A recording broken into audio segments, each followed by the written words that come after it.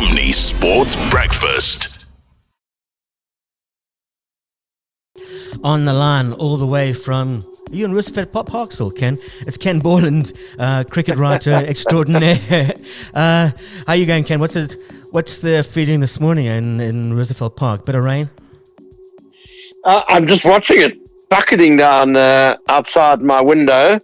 And what a extremely wet New Year period we've had here in Johannesburg. Yeah, it's been dark. Thank God we didn't have cricket up here over that period. It's been a bit of a season. It's been a season of contrast for the Proteas. They have good wins, a tricky ODI series in between. But if you had to give them a mark out of 10, what would it be?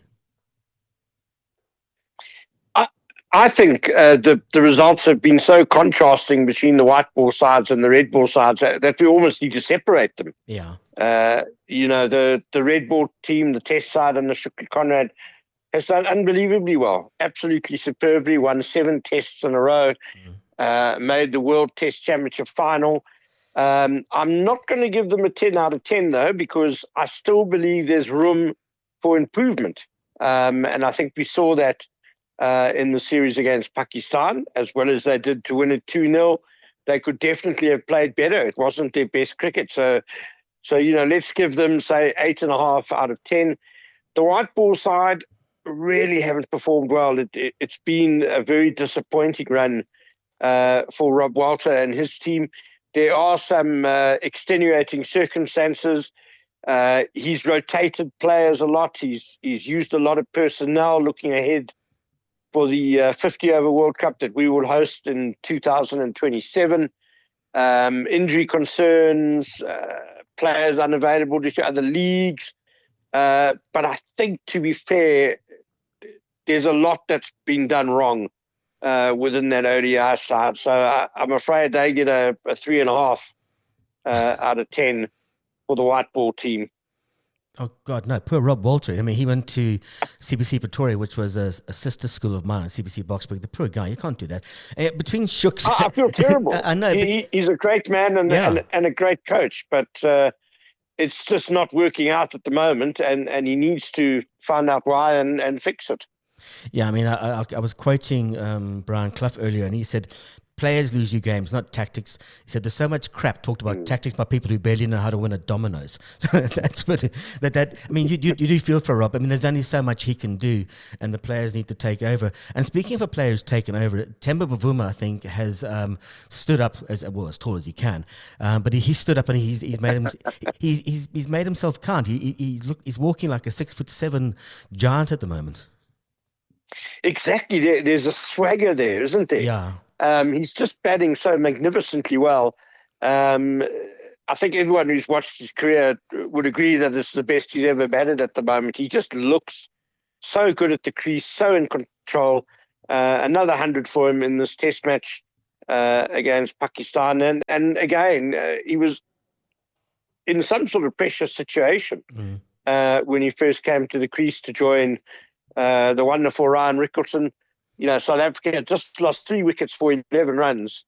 And so it was a pressure situation, but he batted superbly. He's always been very highly respected as a leader within the team. But, he's undefeated as a test captain in, I think, 9 tests now, which is a wonderful accolade to him.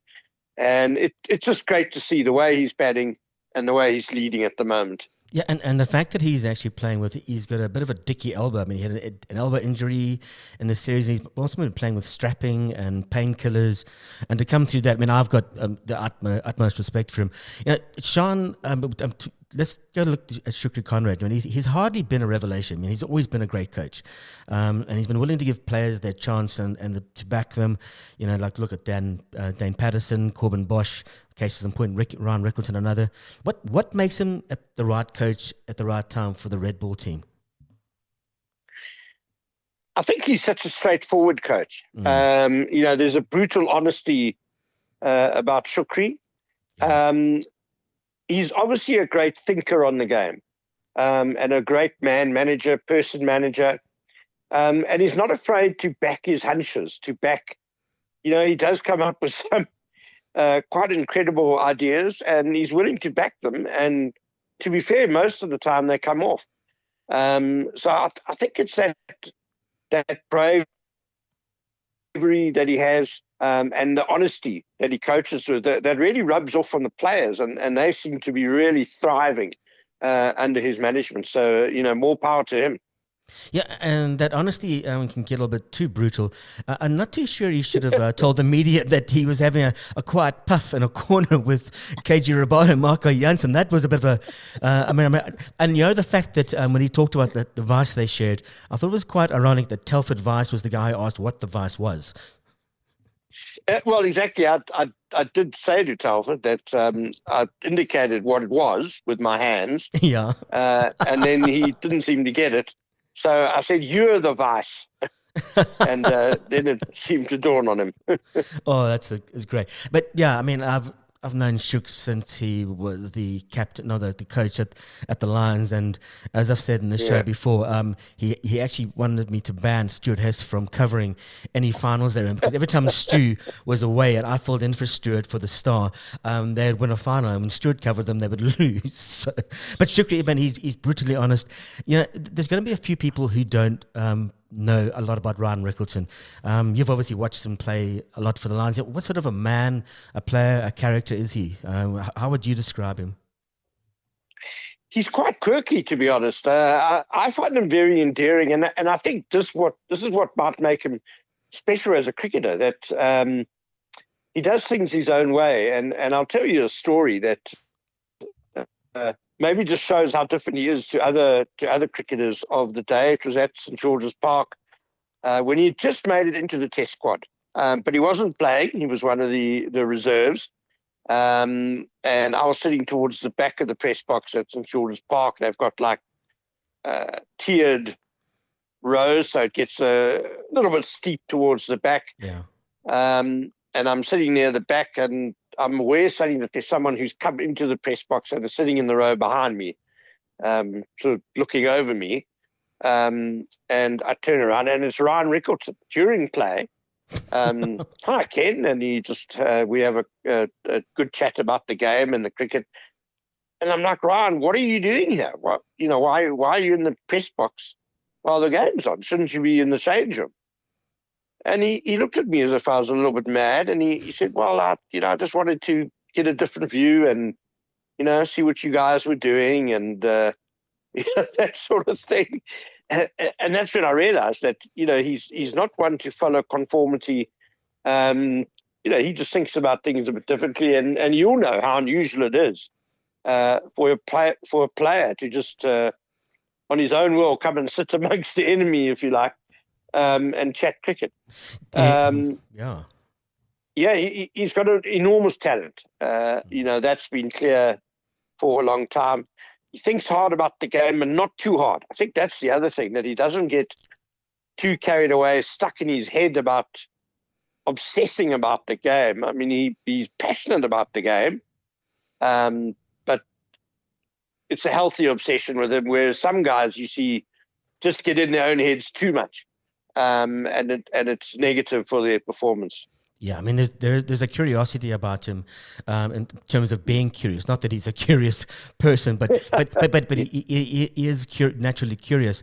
I know he didn't actually want to open the batting, and Shukri sort of convinced him to do it. And he said it's not his favorite place, but he looked to the manner born. He didn't look out of place at all.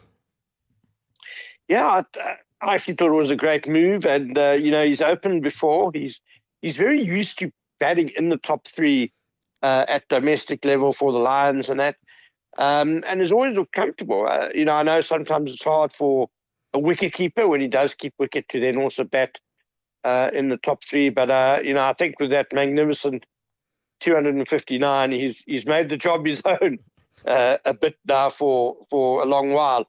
It's a bit like agreeing to field short leg for a session and taking 3 blinding catches. Well, I'm afraid the job's now yours permanently. Awful. I'm going to move on to the bowling quickly. Shan Masood of Pakistan said South Africa's pace attack was probably the key difference between the two because they were so much quicker. But there's an issue with no balls, and I think there was 86 no balls, which is 14 extra overs. Rabada alone has bowled 44, which is 7 extra overs for him. That is a big concern. Pete Buerta was speaking, the bowling coach was speaking about this, and he says it's just crept in, and it shouldn't just creep in. Absolutely, and this is why I wouldn't give them 10 out of 10. Those are one of those little 1%ers that when it comes to the World Test Championship final against a side as mighty as Australia, we've got to get right, because those are the things that are going to cost you, in a big game. It's something totally within their control, and it creeps in because they're not practicing, not training the way you play. Yeah. So in at the nets and the commentators picked it up in their warm-ups before the day's play on the field. Everyone was overstepping. No one seemed to bother about bowling no balls. And if you don't care about no balls when you're warming up, when you're in the nets, it's going to filter through into the actual match situation. So to me, that's something that they've got to be forceful about. They've got to really focus on that while they're training, while they're practicing, and sort that out. I mean, it's miraculous that we didn't get wickets on no balls against Pakistan. Yeah. So we've got to sort that out before the World Test Championship final. Yeah, very lucky. I know I've read a couple of pieces saying that would be a problem. You can't put that extra workload on KJ Rabada, who was carried a lot this series. You obviously at SuperSport Park. Please tell me that last day and the innings between Marco Jansen and KJ Rabada was possibly one of the best things you've seen. Absolutely, Kevin. No doubt about it. I've been blessed to watch a lot of Test cricket, and that'll go down as one of the most memorable days, just because of what was riding on it, qualification for the World Test Championship final.